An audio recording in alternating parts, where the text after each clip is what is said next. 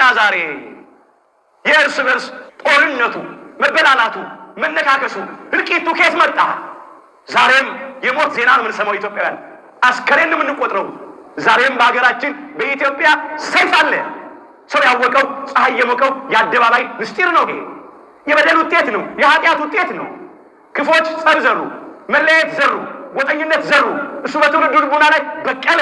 አሁን እየታጨደ ነው ያለው። ኃጢአትን የሚዘራ መከራ ያጭዳል። የተዘራውን የበቀለውን እየታጨደ ያለው። እስራኤልስ በአሕዛብ ሰይፍ አለቁ በባቢሎናውያን። ኢትዮጵያውያን ዛሬ እርስ በርሳችን እየተላለቅን ያለ ነው በጦርነት። በቃችሁ ይበለን። ወገኖቻችን እኮ ቀባሪ አጥተው ስጋቸውን የምድር አራዊት የሰማይ አሞሮች እኮ ይበሉት ነው ያለው። ከዚህ በላይ ምን አለ? እኛም ባለመከራዎች ሆነናል። ጦርነት ነው፣ ግጭት ነው፣ ሁከት ነው አለ። ገና አልበረደም። ሌላው በረሃብ ነው ያለቁት እስራኤል ዘሥጋ። ረሃብ ነው፣ ረሃብተኞች ነን። ኑሮ ከብዶናል፣ ተወዶብናል። ዛሬ ኢትዮጵያ ምድር ላይ የረከሰው የሰው ሕይወት ነው ዋጋ ያጣው።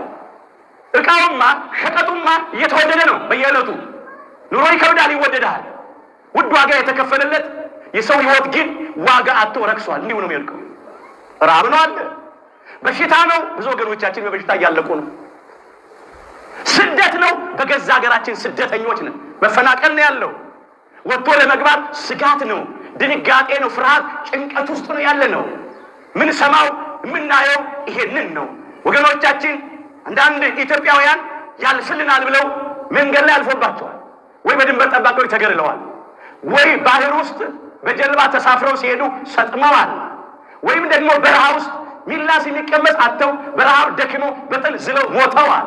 አንዳንዶች በኮንቴይነር ታጭቀው ሲሄዱ አየር አጥሯቸው ሞተዋል። የተረፉትም አንዳንዶች በቁማቸው አይናቸውን እያወጡ ኩላሊታቸውን እያወጡ ገድለዋቸዋል። አንዳንዶች ደግሞ በየእስር ቤቱ ይማቅቃሉ። ሀገር እያላቸው እንደሌላቸው ነው።